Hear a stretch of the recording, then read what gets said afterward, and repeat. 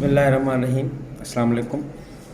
आज हमने करेक्शन का रूल नंबर 13 जो है ये पढ़ना है। 13 रूल के मुताबिक collective nouns can be used as singular and plural.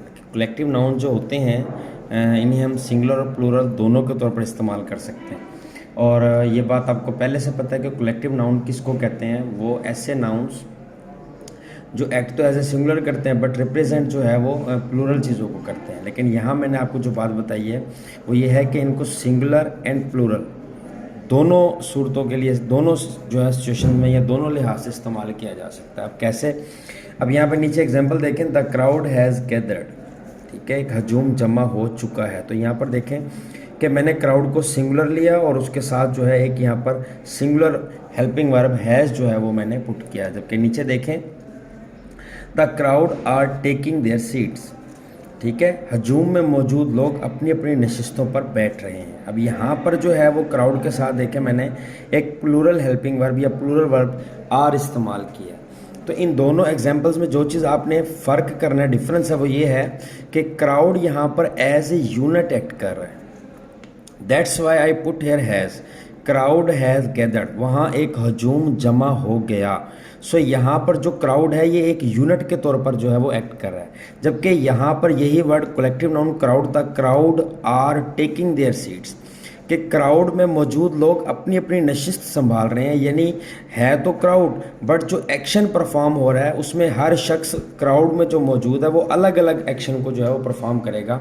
सारा क्राउड एक सीट पर नहीं बैठ जाएगा बल्कि हर फर्द जो क्राउड में जो है मौजूद है वो अलग अलग अपनी सीट लेगा। तो हमने इन दोनों को बतौर सिंगुलर प्लूरल दोनों इस्तेमाल करना है, मगर दोनों को अलग अलग तौर पर इस्तेमाल करने की कंडीशन है।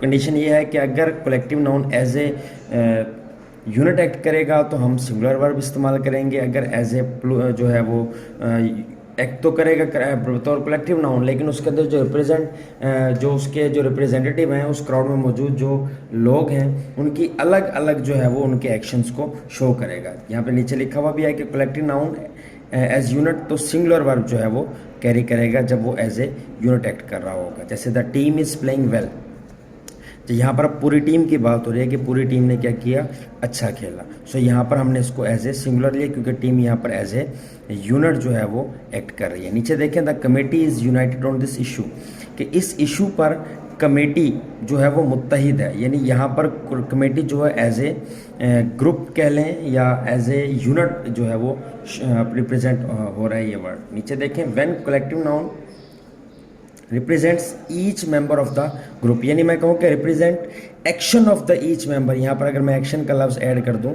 तो अब देखें यहाँ पर committee are discussing the issue.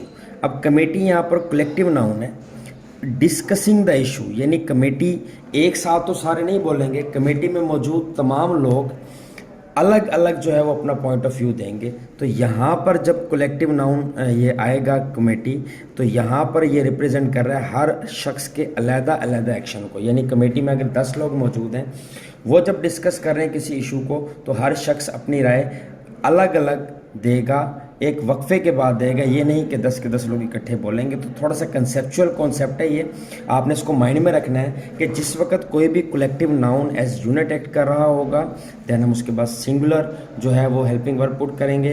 लेकिन वही कलेक्टिव नाउन जब हर अपने यानी उस कलेक्शन उस मजमूए के अंदर मौजूद जो ग्रोह या ग्रुप के अंदर जो रिप्रेजेंटेटिव हैं, जब उनके एक्शंस को अलग-अलग शो कर रहा होगा देन हम उसके साथ क्या करेंगे, प्लूरल हेल्पिंग वर्ब इस्तेमाल करेंगे। तो ये हमारे पास रूल नंबर 13 था। रूल नंबर 14 ज़रा आपने इसको भी तवज्जो से देखना है। ये भी थोड़ा सा कंसेप्चुअल है, इसको आपने रटने नहीं लगाना, थोड़ा सा इसके कॉन्सेप्ट को अच्छे तरीके से समझना है। एक वर्ड होता है हमारे पास अ नंबर ऑफ, ये हम इस्तेमाल करते हैं तादाद के लिए।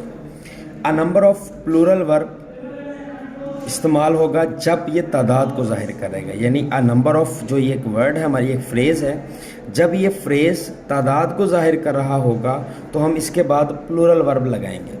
लेकिन यही जब ये द नंबर ऑफ आ जाएगा, यानी ऊपर आ नंबर ऑफ है, नीचे द नंबर ऑफ है, जब द नंबर ऑफ आ जाएगा तो ये मिकदार को जाहिर करेगा, और जब मिकदार को जाहिर करेगा तो सिंगुलर वर्ब लगेगा। याद रखें, आ नंबर ऑफ तादाद को जाहिर करता है, द नंबर ऑफ ये मिकदार को जाहिर करता है। अगर आप इसी बात को याद रख जाएं इन्हीं दोनों में डिफरेंस को समझ जाएं तो ये बात आपको याद रहेगी कि आ नंबर ऑफ तादाद को ज़ाहिर करता है, दा नंबर ऑफ मिकदार को ज़ाहिर करता है। आ नंबर ऑफ होगा तो सिंगुलर वर्ब आएगा, दा नंबर ऑफ होगा आ नंबर ऑफ होगा तो प्लूरल वर्ब आएगा, दा नंबर ऑफ होगा तो सिंगुलर वर्ब आएगा। नीचे इसकी एग्जांपल देखिए, a number of bus driver are reckless.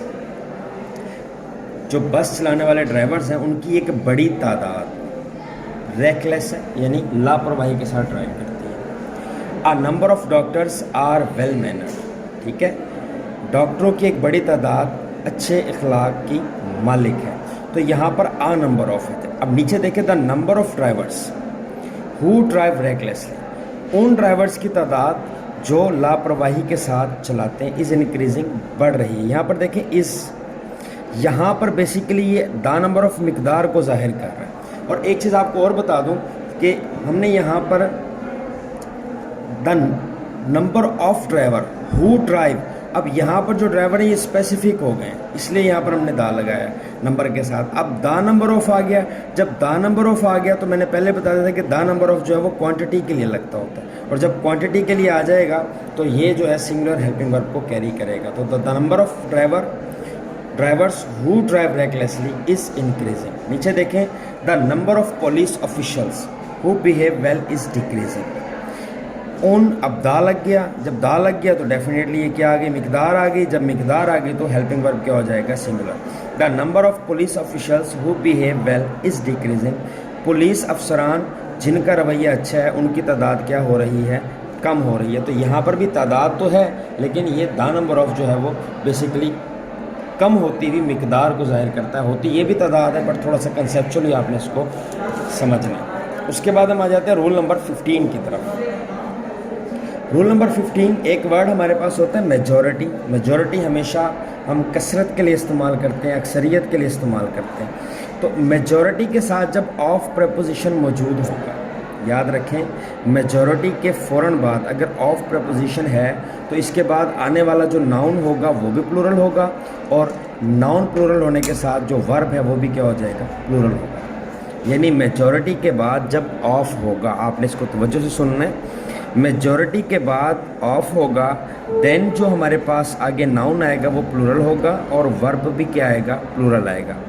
हाँ, अगर मेजॉरिटी के बाद ऑफ नहीं है देन आपकी मर्ज़ी है कि आप सिंगुलर वर्ब ले लें, आपकी मर्ज़ी है कि आप प्लूरल वर्ब ले लें। यानी अगर मेजॉरिटी के बाद ऑफ है देन प्लूरल नाउन और प्लूरल वर्ब ही इस्तेमाल होगा, सिंगुलर इस्तेमाल करेंगे तो गलत हो जाएगा। लेकिन अगर मेजॉरिटी के बाद ऑफ नहीं है देन आपकी मर्ज़ी है कि आप सिंगुलर ले लें, आपकी मर्ज़ी है आप प्लूरल ले लें। जैसे उसके एग्जांपल है, majority of the boys in this class are talented. अब देखें मेजॉरिटी ऑफ है, ऑफ के बाद जो नाउन आया वो बॉयज़ प्लूरल में आया, और जो आगे वर्ब आया वो भी क्या आया, प्लूरल में आया। ऑफ की वजह से मेजॉरिटी ऑफ की वजह से जो आगे आने वाला नाउन है वो भी प्लूरल हो जाएगा, जैसे कि मैंने अभी यहाँ पर आपको बताया है, और जो आगे आने वाला वर्ब है वो भी क्या हो जाएगा, प्लूरल। लेकिन नीचे देखें, the majority in favour of banning smoking, अक्सरियत स्मोकिंग पर पाबंदी लगाने की हामी है।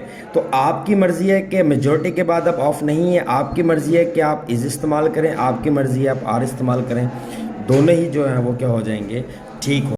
रूल नंबर 16, रूल नंबर 16 में क्या है कि ये कुछ वर्ड मैंने आपके सामने लिखे हुए हैं जिनको हम कलेक्टिव नाउन के तौर पर इस्तेमाल करते हैं, जैसे कि केटल है, ट्राउज़र्स है, जीन्स पैंट्स है, स्केल्स है, सीजर्स, ग्लासेस, गुड्स सामान्य तिजारत को कहते हैं। मैनर्स, असल में मैनर्स इखलाक को कहते हैं, यानी उर्दू में इसको हम बतौर प्लूरल लेते हैं। इस तरह पीपल लोग, पोल्ट्री मुर्गी के गोश्त को कहते हैं। जेंट्री नरमी को कहते हैं। इस तरह वर्मिन जो है ये कीड़े जो होते हैं जो कि फसल पर हमला करते हैं, उसके होल को, उसके जत्थे को कहते हैं, उसके ग्रुप को कहते हैं। एसिड्स जो है वो सरमाए को कहते हैं। तो ये वो वर्ड्स हैं जो मैंने आपके सामने लिखे हैं। इन वर्ड्स के बाद हमेशा जो वर्ब या हेल्पिंग वर्ब आएगा वो हमेशा प्लूरल आएगा। ये याद रखें कि ये वर्ड्स जो मैंने आपके सामने लिखे हैं, इनके बाद जब भी हम वर्ब या हेल्पिंग वर्ब इस्तेमाल करेंगे तो वो प्लूरल उसकी जो है वो फॉर्म इस्तेमाल करेंगे। जैसे कि एग्जांपल्स में यहाँ मौजूद है कि माई ग्लासेस आर लॉस्ट, मेरी ऐनक खो गई। ठीक है, तो ग्लासेस एक ऐनक के लिए इस्तेमाल होता है, लेकिन हम इसके साथ हेल्पिंग वर्ब क्या लगाएंगे, प्लूरल लगाएंगे। माई सीजर्स आर ब्रोकन, अब मेरी कैंची टूट गई।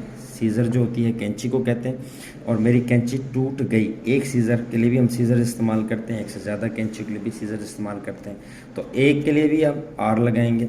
इस तरह हर मैनर्स आर गुड, उसका इखलाक अच्छा है, ठीक है। अब मैनर्स इखलाक के लिए लगता है, आर मैंने इसलिए लगाया कि ये इन वर्ड्स में शामिल है जिनके बाद हेल्पिंग वर्ब प्लूरल आता होता है। People are going to Changa Manga for picnic, तो पीपल देखें यहाँ कलेक्टिव नाउन है और एज जो है वो ग्रुप एक्ट कर रहे हैं, यहाँ पर मैंने आर लगाया।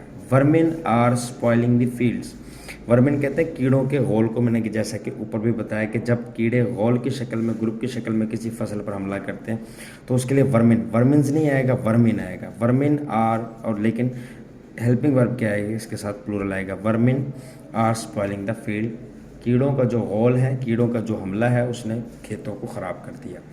Assets are shown in September, सरमाया सितंबर में जाहिर किया जाता है।